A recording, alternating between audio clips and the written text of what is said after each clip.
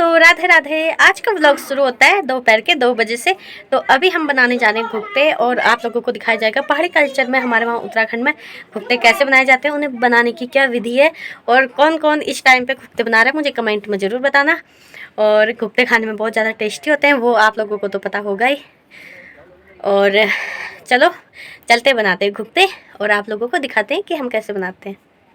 हम आए हुए थे भाभी जी लोगों के घर में, तो इन्होंने 1 बजे ही कोफ्ते बनाना शुरू कर दिया था। आप देख सकते हैं, पहले आटा गूंथ रहे, थोड़ा सा इन्होंने डाला तेल और फिर डाला अजवाइन और उसी के साथ साथ इन्होंने डाला गुड़ का पानी, जिसे अच्छे से उबाल लिया। और उबालने के बाद अब इसे अच्छे से मिक्स करेंगे। मिक्स करने के बाद अच्छे से आटा गूंथ लेंगे। आटा गूंथने के बाद फिर बनाएंगे घुगते। ये देखिए, इन्होंने बनाना भी शुरू कर दिया है और इन्होंने कितने सारे कोफ्ते बना भी लिए हैं। और ये है ताई जी,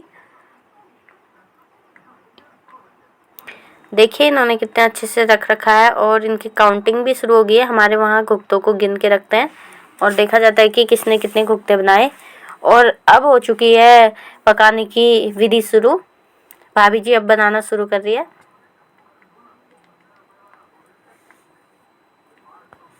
उसके बाद हम चल पड़े थे छोटी भाभी जी के वहाँ और छोटी भाभी जी ने सवेरे ही कोफ्ते भी बना लिए थे, साथ ही इन्होंने नमक पारे बनाए हैं और साथ ही साथ इन्होंने गोलगप्पे भी बना के रख दिए हैं।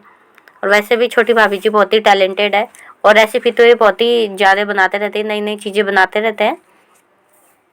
उसके बाद हम आ गए थे घर में। एक तेरे बनाना है, एक कू का भाई रे कैसे करती है बजा के कैसे सिखाए मैंने, बजाओ कैसे बजाए। दो जने हो दम दम दम दम दम दम दम दम दम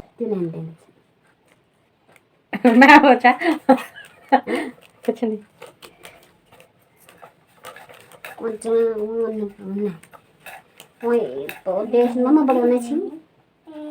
सबसे पहले लेंगे हम आटे की लोई और इसे अच्छे से गोल कर लेंगे हम।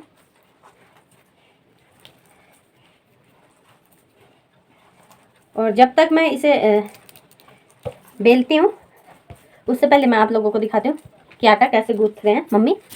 डाला गया है गुड़ का पानी और मम्मी अब इसे गूंथ रही है। ये ज़्यादा गीला तो नहीं हो गया मम्मी?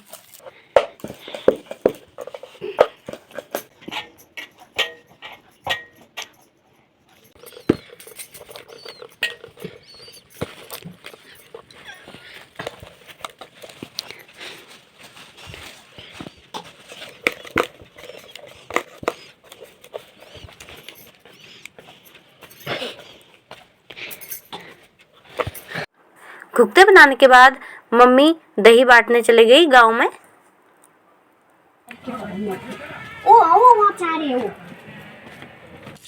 मम्मी के घर आने के बाद मम्मी पीसने लग पड़ी मांस, जो कि पीस रही है पूरी के लिए। और मैं तेल गरम कर रही हूँ।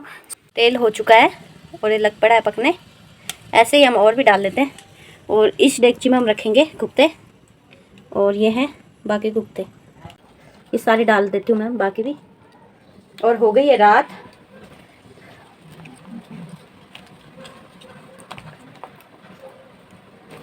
इसके बाद बनाएंगे हम पूरी, जिन्हें पहाड़ी में बोलते हैं दुच्छा लगड़। वो होते हैं मांस के। मांस हमने पीस दिया है और मांस की पूरी बनते हैं। सबसे पहले तो मांस को डालते हैं भिगाने, फिर मांस को जब भिगा लेते हैं उसके बाद उसको फिर सिलबट्टे में अच्छे से पीसते हैं। जिनके पास मिक्सी है वो मिक्सी में भी पीस सकता है। और पहाड़ों में तो आप लोगों को पता ही है, हर कोई सिलबट्टे में ही पीसता है और सिलबट्टे का स्वाद भी बड़ा अच्छा होता है, मिक्सी में उतना टेस्टी नहीं होता।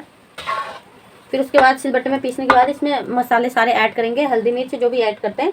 उसके बाद बड़ भी बना सकते हैं और साथ में लगड़, जिन्हें पूरी बोलते हैं। और इनको हल्के हल्के ब्राउन करेंगे हम, उनके बाद निकाल देंगे। और जैसे ये बन जाएंगे फिर इनको रात के टाइम फिर इनकी माला बनाते हैं। जो ये गोल गोल दिख रहे हैं, इनमें छेद दिख रहे हैं, इनके अंदर से धागे फंसा के इनकी माला बनाते हैं और पूरे गांव में बांटते हैं।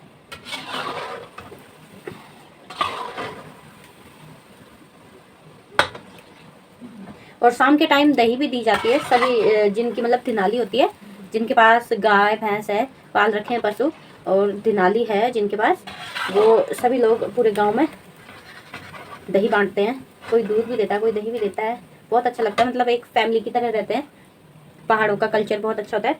और जैसे मेला आने वाला है, मतलब इतने खुश है ना सारे, जैसे मेला आया है तो इतने 1 महीने पहले से ही कि अब 1 महीना बचा है, मेला आने वाला है, अब मेले की तैयारी कर रहे हैं।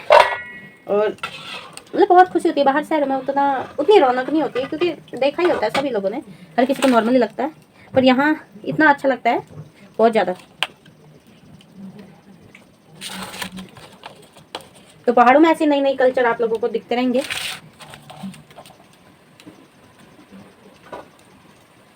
ये है छन्नी, और ये छन्नी से निकालें, और इसे पहाड़ी में बोलते हैं, ये है कढ़ाई, और वैसे पहाड़ी में से बोलते हैं कढ़ा, और इसको पहाड़ी में बोलते हैं छननी। और छननी से हम निकाल रहे हैं। और हिमाचल में भी बहुत अच्छा मनाया जाता है, मकर संक्रांति के दिन वहाँ पतंग उड़ाई जाती है, और बहुत अच्छा होता है। वहाँ भी लोहड़ी होती है उस दिन, और वहाँ लोहड़ी मनाते हैं। जैसे हम तो लोहड़ी मनाते हैं, वहाँ आग जलाते हैं, आग में फिर खिल बतासे मतलब और चीज़ें भी होती है, और काजू किशमिश बादाम अखरोट जो भी ड्राई फ्रूट्स वगैरह होते हैं, इन सबको मिक्स करके इनके लड्डू बनाए जाते हैं, और बहुत कुछ होता है, खीर बनाई जाती है, बहुत सारे व्यंजन बनाए जाते हैं। जैसे यहाँ के त्योहारों में ये कुफ्ते बनाए जाते हैं, वैसे वहाँ का त्यौहार होता है, सबका अपना अपना कल्चर होता है दोनों जगह बहुत अच्छा है। यहाँ भी अच्छा होता है, वहाँ भी अच्छा होता है। देखिए अभी ये उतने अच्छे से नहीं पके हैं, इनको फिर से डाल देते हैं पकने के लिए, और ये अच्छे से पकते हैं। तब तक हम लगाते हैं लकड़ी और अच्छे से जलाते हैं आग। क्या आप लोगों को पता है ये क्या है? ये है डमरू। ये 2-3 डमरू बनाए हैं, और ये है प्लेट, और ये है स्टार, ये अंगूठी, और ये देखिए ये है करछी। ये बनाते हैं खिलौने जैसे। और आप लोग भी बनाते हैं, मुझे कमेंट में जरूर बताना। बचपन में जब हम माला गछाते थे, मतलब माला बनाते थे कुत्ते के, इनके कुत्ते के माला बनाते थे रात के टाइम में, क्योंकि रात हो जाती थी। तो मैं क्या करती थी बचपन में, मैं मतलब बहुत शरारती थी, बहुत शैतान थी।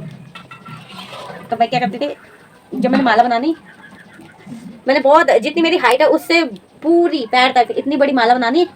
और जब मेरी दीदी लोग आते थे कमरे में, वो बोलते थे इतनी बड़ी माला किसके लिए बनाई है? तो मैं बोलती थी कि ये अभी आधी आधी तोड़ूंगी मैं, अभी मैं पूरा धागे में पड़ रही हूँ, फिर आधी आधी तोड़ के फिर बनाऊंगी, अभी मैं ऐसे ही डाल रही हूँ। तो मैं क्या करती थी, उनके आने से पहले फटाफट से वो माला बना के, पूरा बना के फिर उसे छुपा देती थी।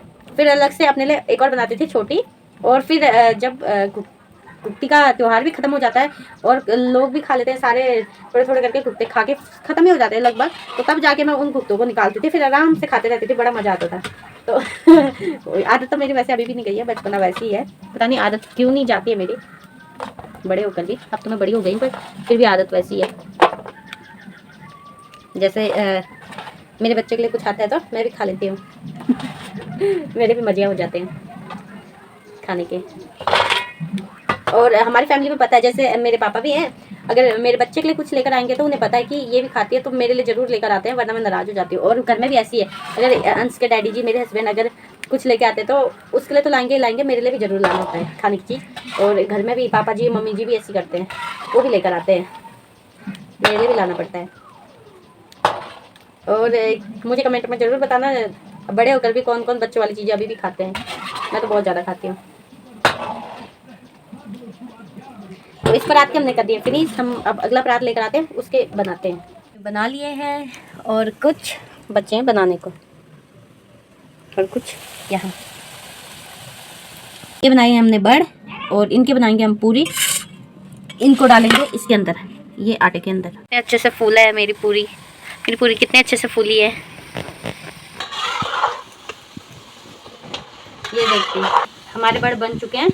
और ये खाने में बहुत ही ज़्यादा टेस्टी होते हैं, और जिसने खाना है वो आ सकता है। बनाया चावल का हलवा जो बना रही है मम्मी, बस इतना ही डालो।